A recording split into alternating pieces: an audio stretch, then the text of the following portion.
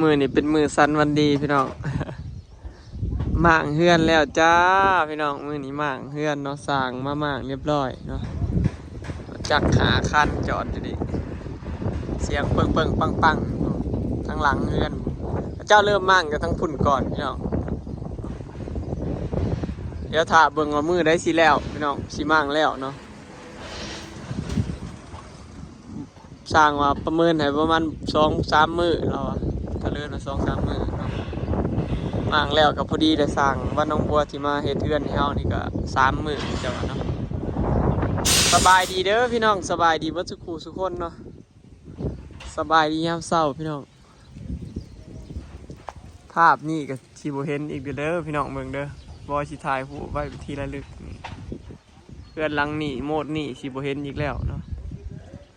สิกลายเป็นบ้านสั้นเดียวบ้าน2 สั้นจะหายไปแล้วส่วนทางหน้านี่ก็มากแล้วก็กองไว้เรียบร้อยถ่าแต่มือเห็ดเนาะถ่ามือสร้างน้องบัวมาเห็ดพุ่นละมีสร้างจักคนพี่น้องอยู่เทิงเดี๋ยวพอสิพาเก็บไปเบิ้งเนาะสร้างมาบ้างขังหลังก่อนพี่น้อง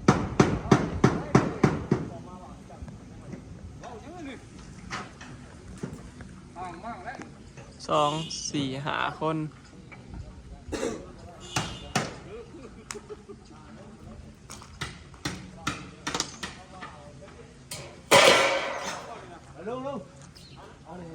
6 คนพี่น้องสร้างเท่าเลินแล้วก็เท่าซีอยู่เทิงหลังคาผมกับหมูฮะเอา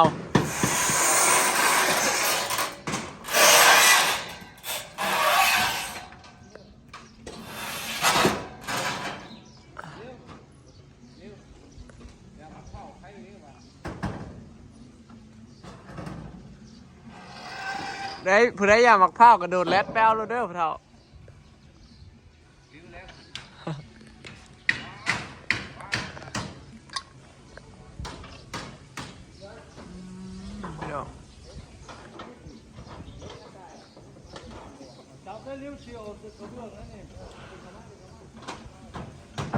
ก็เจ้ามากทีละ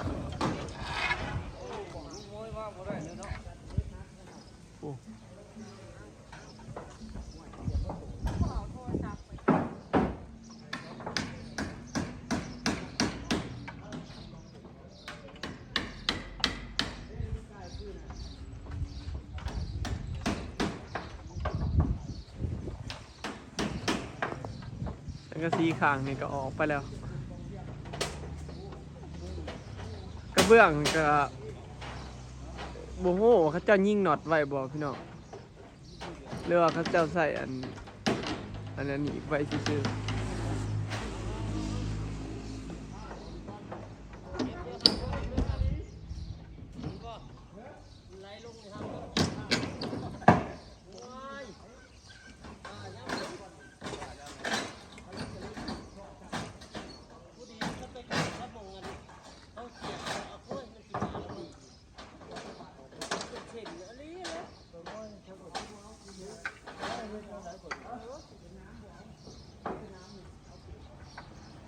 สร้างหม่างหาคน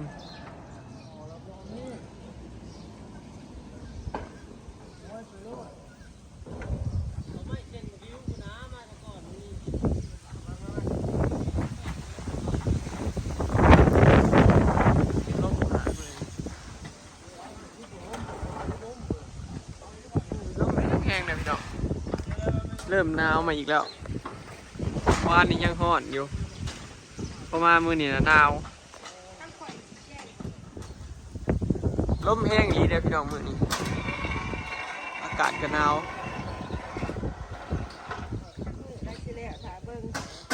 ถ่าเบิ่งหัวหน้าสร้างคือไปเลิศไง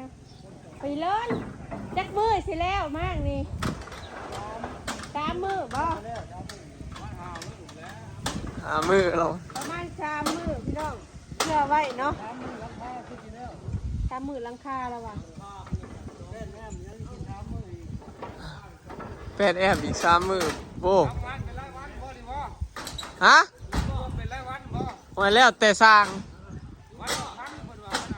วันนะ ฮะ บ้าหางนกนะบ่มา หางนกน่ะป้าไว้แบบเก่าเด้อ บ่หางนกนี่ไปสิจ้า โอ้ยเจ้าก็ไปเก็บอันขามั่งน้ำนกพู้นแล้วเฮาจ้างแต่มั่งเฮือนเด้ย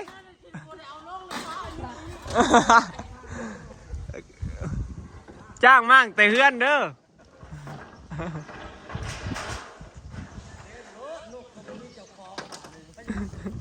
หน่าชิไว้ดอกพี่น้องมันหลายคนอยู่เนาะ แม่น เรากระเบื้องเราเขาใส่เงี้ย เขาเอิ้นเล็กยังเล็กหนีบไว้ซื้อเกาะไว้ซื้อ เจอแล้ว เบิ่งพี่น้องว่ามือได้สิแล้วเนาะมือได้สิได้เฮ็ด จากที่รอคอยมาแสนนานเนาะ เอาถามมานี่ประมาณเกือบเดือนน่ะเนาะเอาถามมานี่เกือบเดือนพี่น้องประมาณเดือนนั่นแหละถั่วถาสร้างมั่งนี่ก็เป็นเดือนมั่งกระเบื้องพี่น้องบ่ได้มั่งสังซี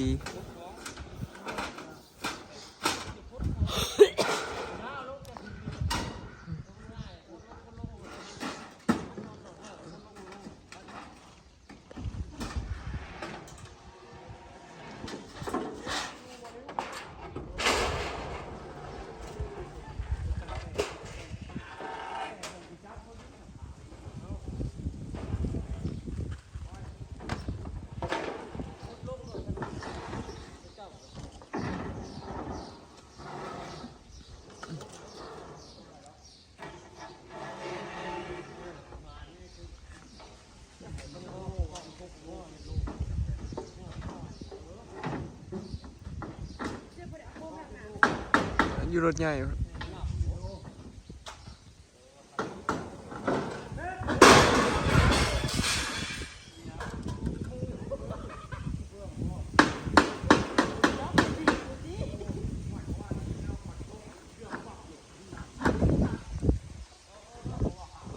เอาดีๆได้อย่าให้กระเบื้องเขาแตกนะ เละรถกระโลชักลุ่มไปห้าได้มาใส่เลยเฮ้ยมันชิโตคุงใส่กระโลนบาทปั๊บจะเชื่อจะแตก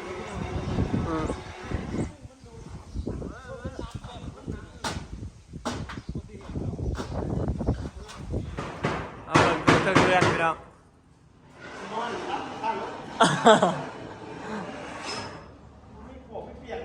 สรุปมือนี้มีแต่หาสร้างพี่น้องหาคน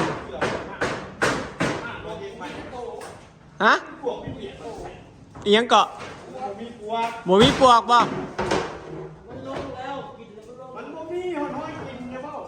มันสิกินในไซส์พูนมันกินอยู่ค้าง2 โตวอยู่ลุมพูนถ้ากินตัวนั้นมันแปลงได้เด้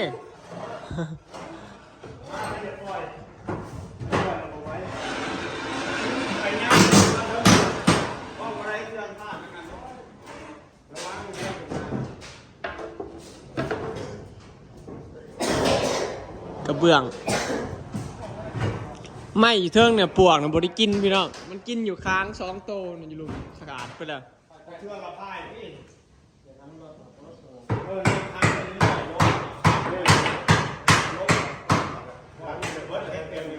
ฮะปวกบ่เพราะเขาแบบไปกินอยู่ในค้างเนี่ยขาดนี่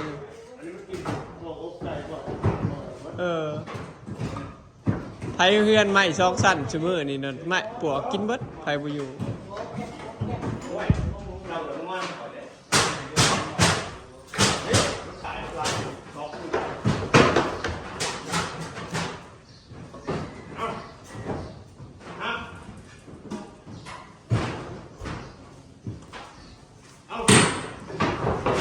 นี่แหละเขาว่าเห็นงานสั้นสูง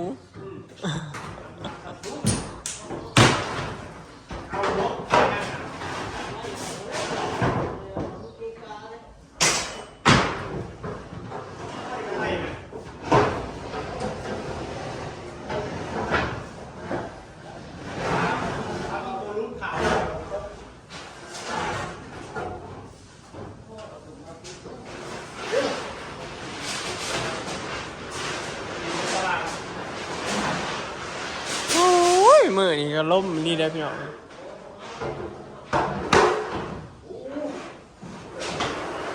เมื่อวานนี่นะบ่ได้ล่มเพราะมามือเข้ามานี่ล่ม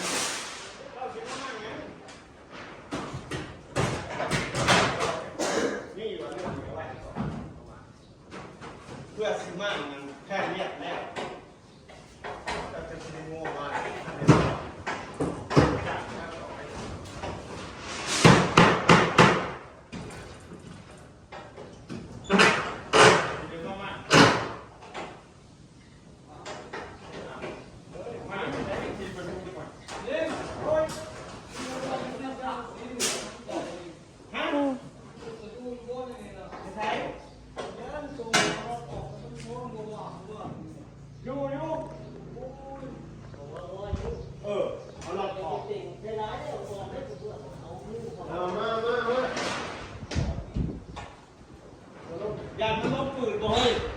สร้างบ้านเฮาเลยพี่น้อง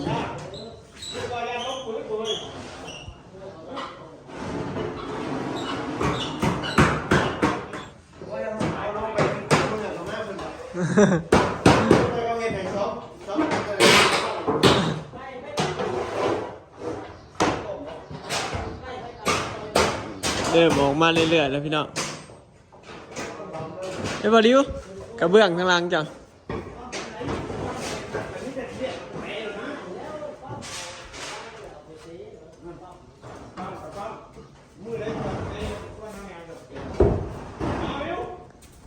เบื้องพี่น้องกันนี่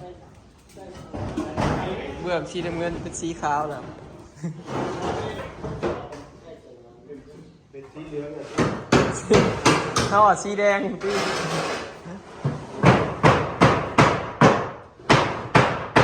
เพื่อนมาขึ้นมาบนเมนลังในหน่อยพี่น้องใหญ่เติบเลย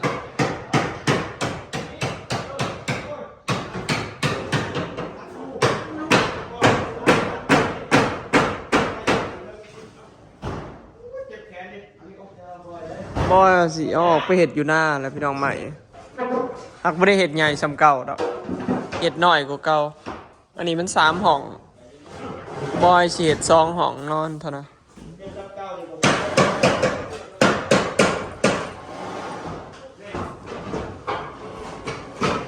บ่เห็ดซ้ำเก่าเห็ดน้อยกว่าเก่าน้อยหนึง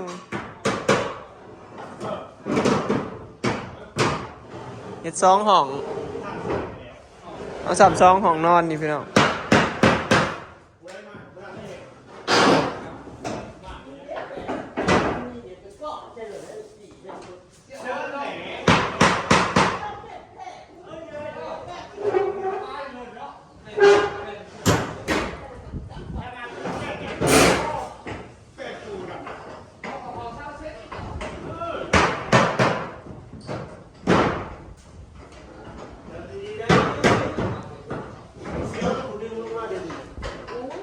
ข่าวก็ยังดีเบิดเป็นวันใหม่พี่น้องบ่ได้มีให้ปวกกินจักทีเลยกินแต่เนี่ย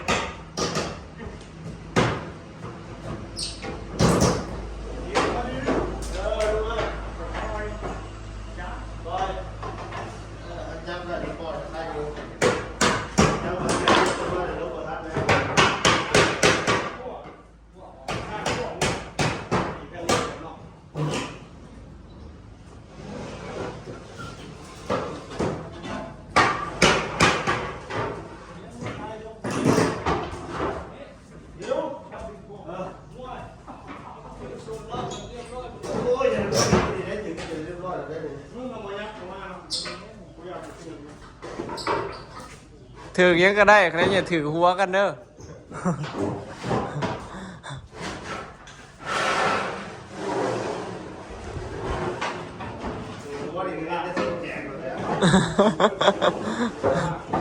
ว้าวได้สิได้หยุดงาน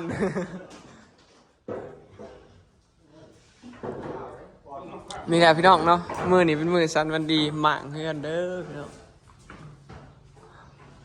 เดี๋ยวสิอัปเดตคลิปหน้าเนาะพี่น้องว่าแล้วสำใดเนาะว่ามื้อนี้สิได้ฮอดใสเนาะคลิปนี้ก็สิขอเก็บภาพบรรยากาศไว้สำนี้เด้อเนาะพี่น้องไปแล้วสบายดีถ้าเบิ่งว่าสร้างที่มั่งแล้วจักมื้อ